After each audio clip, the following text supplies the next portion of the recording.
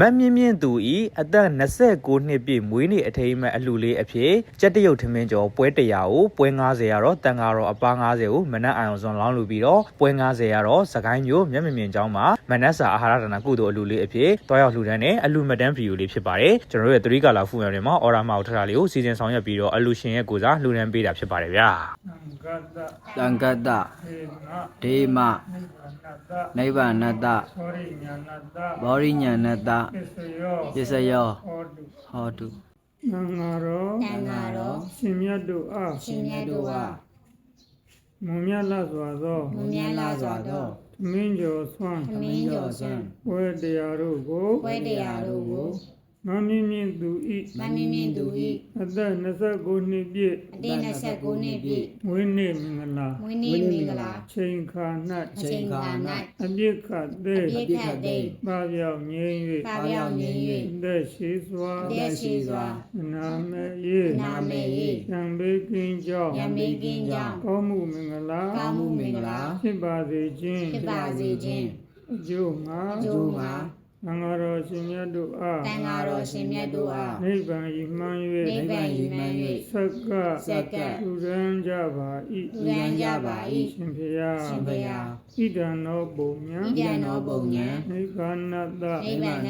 ဟောရိညာဏတ္တပစ္စယောဟောတုဤကောင်းမှုသည်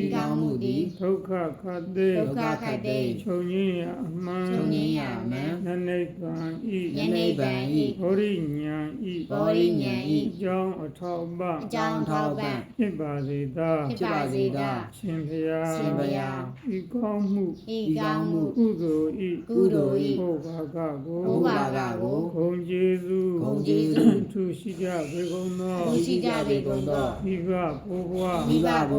ဆရာသမားစထား၍ကိုယ်ဆောင်နှင့်မြအိမ်ဆောင်နှင့်ကျောင်းဆောင်နှင့်ဘုရားစေတီတော်ဆောင်နှင့်ရပ်ကွက်ဆောင်နှင့်မြို့ရွာဆောင်နှင့်အလုတ်ခွင်ဆောင်နှင့်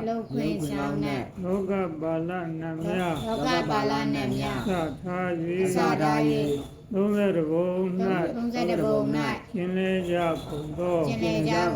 ဒုက္ခိတဝိနေယသတ္တဝါအနန္တတို့အားကုသိုလ်အမြမေဝေငှပါကုန်၏